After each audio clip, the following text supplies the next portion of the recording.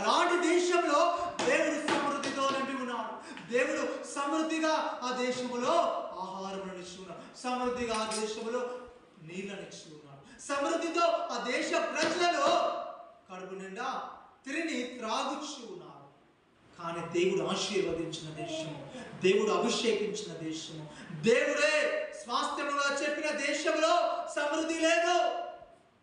కరువుతో అల్లాడుచున్నారు.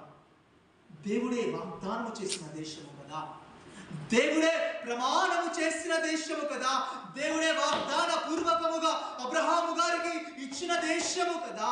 అలాంటి దేశములో కరువు దాపరించింది.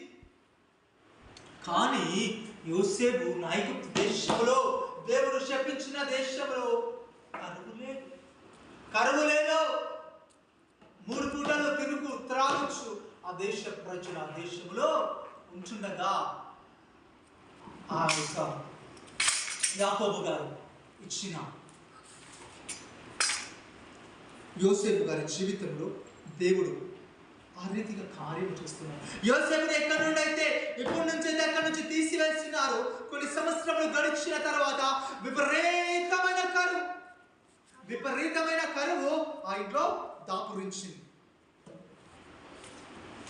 విపరీతమైన కరువు ఆ దేశంలోనే, ఆ ఒక్కనే బట్టి దేవుడు దేశంలో నాశనము చేసి ఉన్నాడు.